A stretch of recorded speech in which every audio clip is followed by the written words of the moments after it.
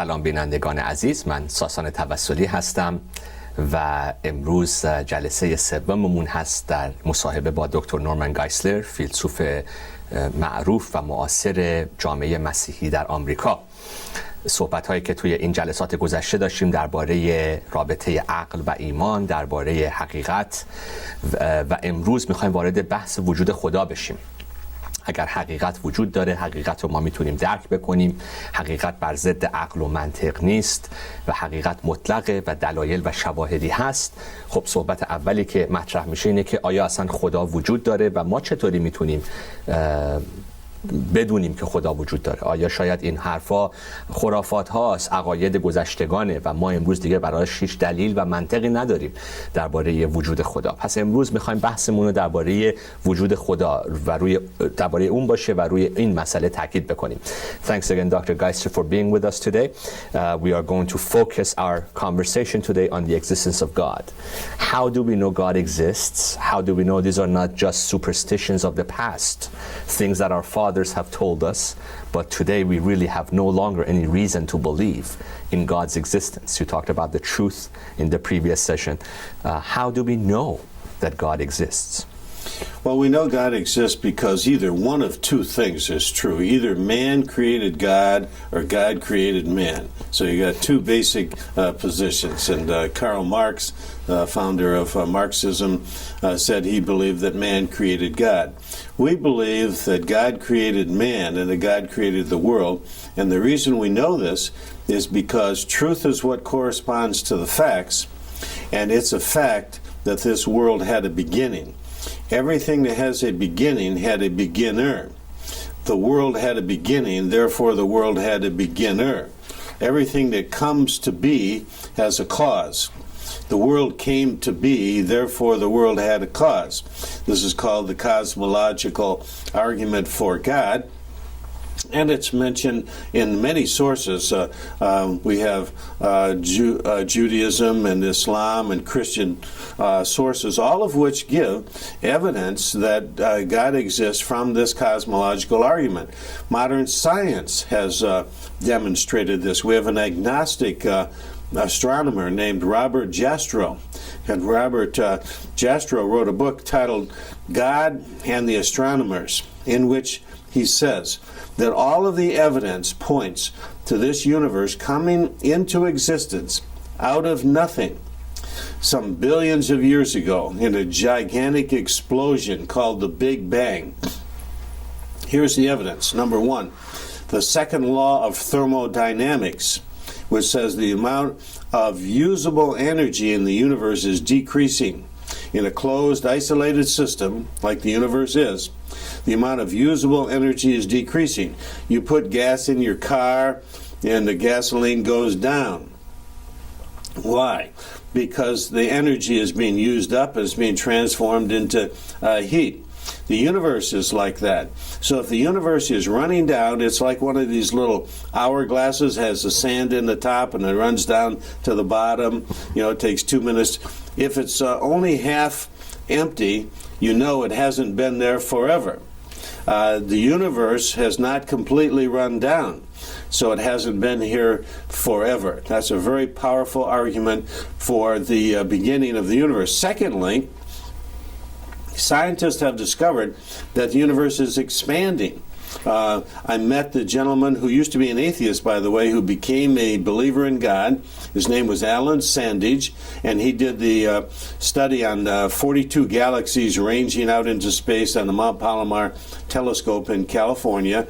And he discovered that the universe is getting larger and larger. It's like a balloon with dots on it, and the balloon is getting bigger and bigger. So the dots are getting farther apart. Now, if you put that motion picture of the universe in reverse, the universe would get smaller and smaller, and it would contract into nothing. That's the point of beginning. They've also discovered the radiation echo, that when the universe exploded into being, they discovered a radiation echo, the microwave radiation, that's the exact wavelength of a gigantic explosion. Then they predicted that if that's true, there should be a big mass of energy out there, and they sent the Hubble telescope up, and the Hubble telescope discovered this big mass of energy that was predicted from the original explosion of the universe. Then Albert Einstein's theory of general relativity predicted that the universe had a beginning also. So there are 5 lines of scientific evidence that said that this universe is not eternal. But everything that has a beginning has a beginner. So there's one very powerful argument for God's existence. Couldn't matter be eternal? Matter cannot be eternal because matter is what we refer to as the cosmos. The whole cosmos is made up of matter, and that matter is running out of usable energy. Therefore, matter cannot be eternal. من از دکتر گایسلر پرسیدم که آیا ماده نمیتونست ابدی باشه و دکتر گایسلر گفت نه به این دلیل. سوالی دیگه میخوام بکنم، آیا دلایل دیگه وجود داره برای اثبات وجود خدا؟ Are there other reasons you can give as a Christian philosopher for the existence of God? There are 3 main reasons that Christians give for believing in God. One is that there must be a creator of the cosmos, a cause, a first cause of all things. The second argument is that every design has a designer. The universe shows design, therefore it must have had a designer. We're told that from the very moment of this Big Bang explosion of the universe, from that very moment, the whole universe was fine-tuned and tweaked in such a way that life would emerge. If it had not been so fine-tuned, life would not have emerged. If we didn't have as many planets as we do, as the distance weren't the same, if they didn't have moons on the planets, if the sun were closer to the earth, if we didn't have a moon for the earth, for the tides, life would not have been possible from the very beginning unless the whole universe was fine-tuned or tweaked for the emergence of life. This is called the anthropic principle, anthropos, the Greek word for man, that from the beginning of the universe, man was in mind, that some advanced planner planned that the universe would make life for human beings possible in this world. There's another line of evidence that microbiologists have discovered. It's called irreducible complexity. It's like a mousetrap. It has to have so many parts. They have to all be there at the same time in order for the mousetrap to work. The human eye. You have to have a cornea, you have to have a retina, you have to have a pupil, you have to have all of these parts there. If you don't have one part, say you have 90% of an eye, you have zero vision. Because you got all of them there at the same time to see. Even Charles Darwin, the famous agnostic evolutionist, said that he shuddered when he thought of the human eye because he couldn't explain the human eye. Human eye can't be explained because it's designed, and without a designer, you don't have a design. Another thing they've discovered is what's called specified complexity, that the DNA, the little code of life that living cells have that spells out exactly what they should do and how they should develop, that this DNA in a one-cell animal, well, suppose the evolutionists were right that in the primordial ocean this one little cell emerged. Well, one little cell doesn't emerge in a primordial ocean because it takes a designer. A one-cell animal, an amoeba, has 1,000 volumes of the encyclopedia full of information inside of that one little cell. That's like believing that 1,000 volumes of the encyclopedia resulted from an explosion in a printing shop, or that a Boeing 747 airplane resulted from a tornado raging through a junkyard. Never happens. Because it takes an intelligent being. The laws of nature destroy, they randomize, but they don't specify and spell out information. Suppose you looked up in the sky and there was a message that said, drink Coca-Cola. well, immediately you know there must be some intelligent being. You don't say, oh, interesting cloud formation, or I wonder if the wind is blowing from another direction. It takes an intelligent person. Now, if drink Coca-Cola takes an intelligent person, how about 1,000 volumes of the encyclopedia? Takes an intelligent person to put all those letters together. So the cosmological argument says there must be a beginner because there's a beginning. The teleological argument, the argument from design, says every design has a designer. The universe shows design. Life shows design. Those are two of the arguments used to show that there must be a God. Many philosophers have raised objections against the traditional proofs for God's existence. Even in Iran, books by Immanuel Kant or David Hume are being translated and published. And what can you say as a Christian philosopher to the objections of people like Kant and Hume and others? I'll ask maybe another question later on this issue. ازتون میخواستم بپرسم که خیلی از فیلسوف‌های معتبر مثل امانوئل کانت، مثل دیوید هیوم خیلی مسائل رو مطرح کردن بر ضد این نوع دلایل درباره وجود خدا و خیلی الان عقیده دارن که دیگه خدا رو نمیشه ثابت کرد، وجودش یه چیز ایمانی منطقی نیست به خاطر بحث‌های افرادی مثل کانت و هیوم. شما به عنوان یه فیلسوف مسیحی چه جوابی دارید که به اونها بگید؟ I have studied Immanuel Kant and David Hume for many years. I've written many books expounding and evaluating their views, and I think that they are wrong for the following reasons. David Hume said that no one in their right mind would believe that this universe has an eternal number of moments before today, because you can't have an infinite number of moments before today. An infinite has no end, and today is the end of all moments before today. So if you can't have an infinite number of moments before today, there had to be a beginning. And if there's a beginning, there had to be a beginner. In fact, David Hume himself said in a letter to Stuart, in I think volume 1 of his letters, in letter 187, where he said, no one would believe that nothing produced something. Everything had a cause. Everything that comes to be has a cause, and it's absurd, he said, to deny this principle. Well, if everything that comes to be must have a cause, and the universe can't be eternal, then by two premises from David Hume, you can prove that God must exist. Furthermore, his basic premise of skepticism was wrong. It was self-defeating. He said, be skeptical about everything. Well, should I be skeptical about skepticism? If I'm skeptical about skepticism, then I'm back to knowing something for sure. If he really wanted us to suspend judgment on everything, then why don't we suspend judgment on his view? So his view is self-defeating. Immanuel Kant, same thing. He wrote a book, Critique of Pure Reason, in which he said, you can't know the real world. You can't know the realm of God up there, out there, which he called the noumenal world. You can only know the thing to you, the world of appearance, the way things appear to you. But the problem with that is, how did he know that you couldn't know the real world? If you say, I know that you can't know truth, then you know a truth. There's the truth that you know that you can't know truth. But if he can know truth, if he's making statements about the real world, and he is, he's making statements about, I can't know that there's a God out there, we can't prove that there's a God out there.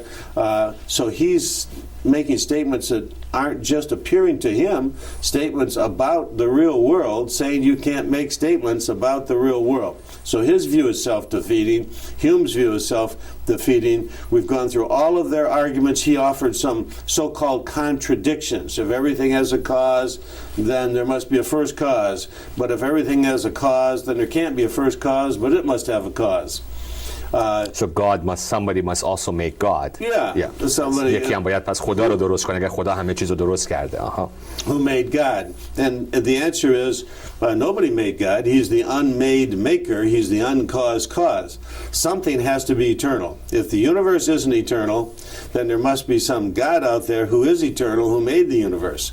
If the universe is eternal, you don't need a God. But the universe is not eternal. We got 5 lines of evidence that it had a beginning. If the universe had a beginning, it didn't last forever. If it wasn't there forever, then the one who caused the universe had to be there forever. Why? Because you can't go on having an infinite regress of causes forever. There has to be something that actually started the whole process going. Aristotle, the famous Greek philosopher, said there can't be an infinite regress of causes because something has to start the causality in the series. If everything is being caused, then nothing is causing. But if it's being caused, something must be causing. Therefore, that something cannot be caused because it's the one that's doing the causing of everything else. How about people like Marx or Nietzsche? Also, their works are being translated into Farsi and Iranians are reading them, that say that God is a projection of human mind, as you said in the beginning. Man made God. What would you say to that? چیزی که خیلی افرادی مثل مارکس یا نیچه میگن که نه، ما افکارمون رو پروژکت کردیم به بالا و خدا رو ساختیم و خدا افکار ما بوده که ما اون رو آسمونش بردیم و خدا وجود واقعی و بیرونی نداره.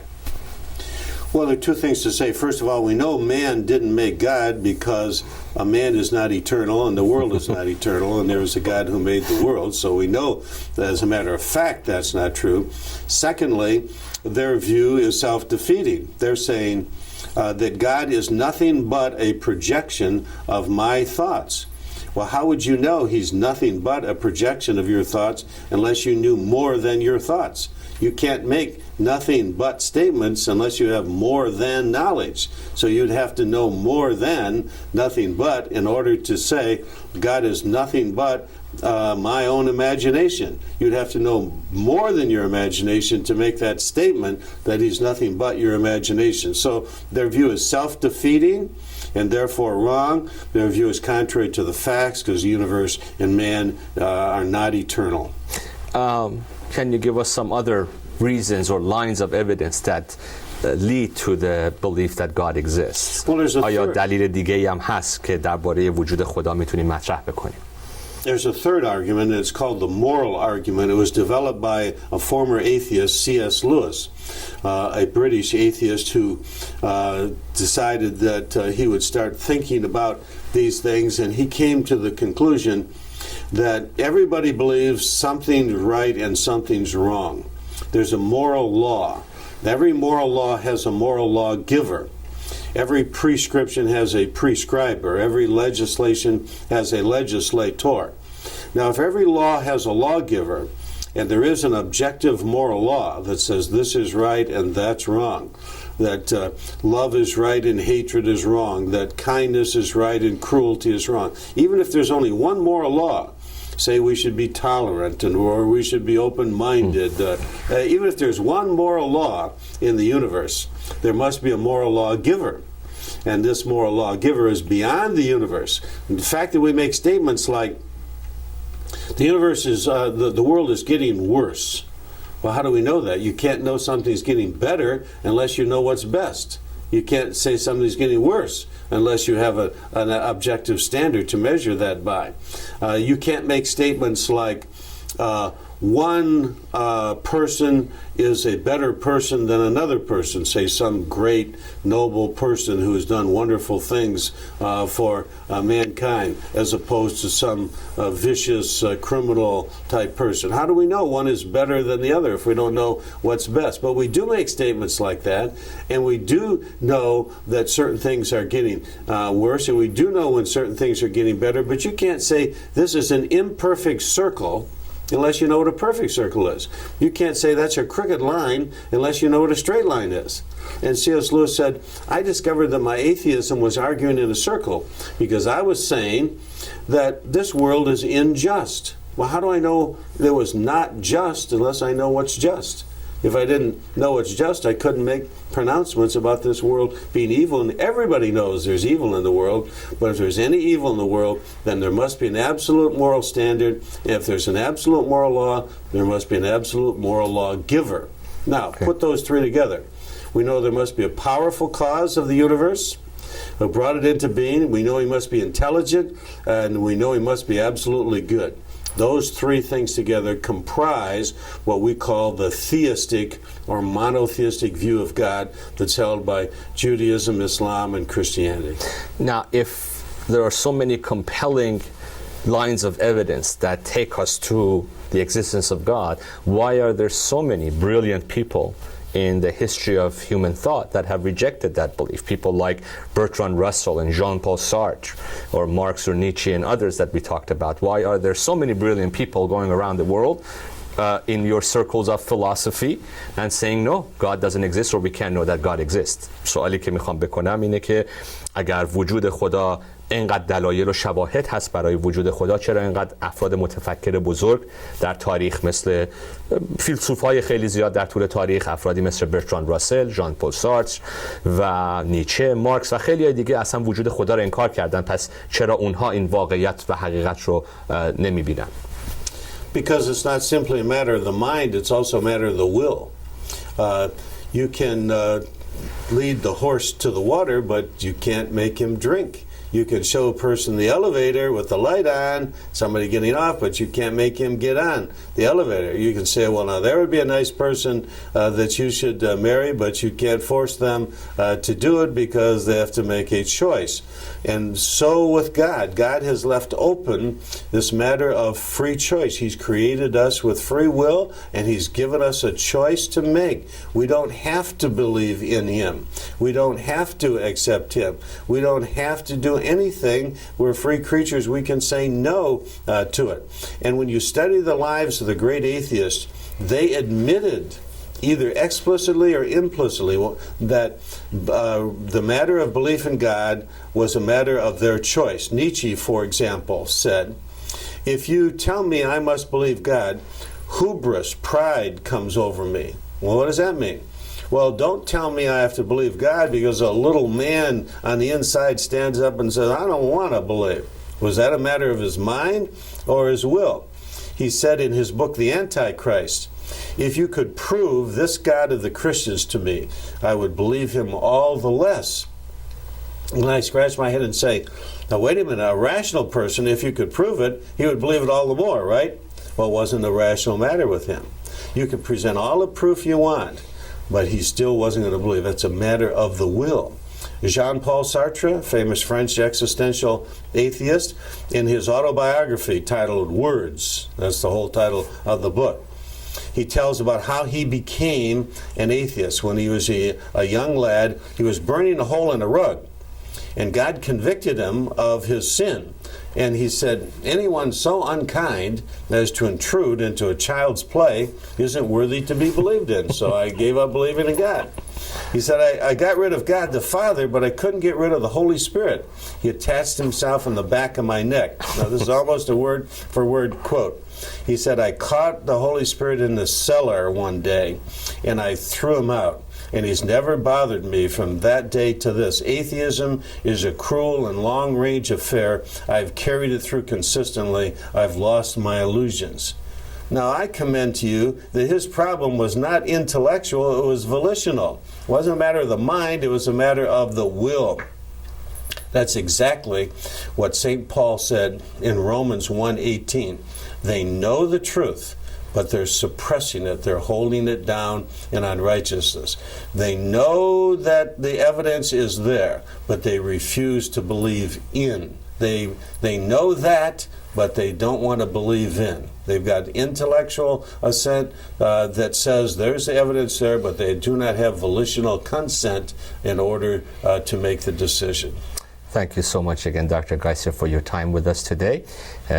بینندگان عزیز، امیدوارم خیلی ممنونم اولا که با ما بودید در این چند دقیقه‌ای که با هم صحبت می‌کردیم. امیدوارم که صحبت‌های دکتر گایسلر براتون مفید بوده باشه. تا جلسه آینده، خدا نگهدار.